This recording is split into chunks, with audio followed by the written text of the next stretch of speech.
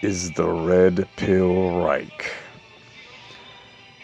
The social epistasis amplification model is being pushed by Ed Dutton and Woodley, and it makes sense. That's his friend Woodley, and he's the one with a few other guys that came up with this model. And right now, Ed Dutton wants to promote it as the number one thesis to explain what's going on in the world today, at least in the West.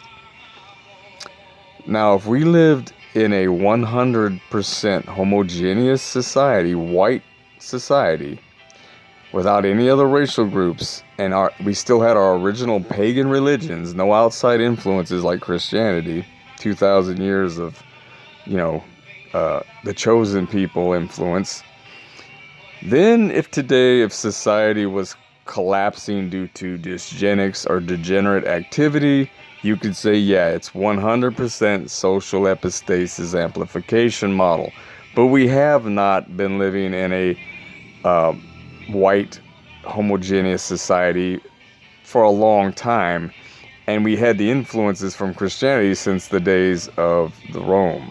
So it's impossible for it to be just social epistasis amplification model. It's not only the chosen people's group strategy. There's other groups all vying for their own best interest and their own strategy. Theirs seem to be more effective because they're a more cerebral race, and they can put together intelligent strategies that are more impactful in the long term.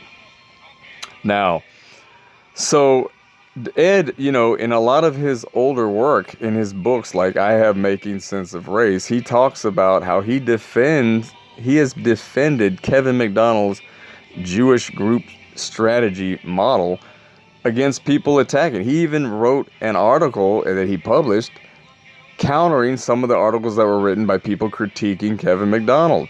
The very argument he uses in one of his video clips where he says, Kevin McDonald's model has a lot of quantitative information to back it up, but not a lot of statistical. He argued against that very argument the other guys were making, saying it's highly improbable that any statistical data is going to go in an opposite direction from what the quantitative data is showing. And in fact, quantitative data is statistical data. So it's a silly argument anyway. But now, because, Woodley and his group of experts got together, came up with this social epistasis amplification model, and Dutton wants this to be seen as the number one thesis now, even though he spent a long time defending Kevin McDonald's model. And there's an article out there, I'll try to find it and post it in the description, where he actually defended against this very argument that he is now making. So it's the silly thing. Again, if we lived in a 100% white homogeneous society without any other racial groups and with our own original pagan religions, no influence coming from the Christianity, which has maladaptively engineered us for 2,000 friggin' years. That's what led to this pathological altruism and empathy we have for these other groups, lifting up these, lower people and giving the spiteful mutants a platform to begin with, because that was not our way. We were always might is right, strong survive, and crush the weak.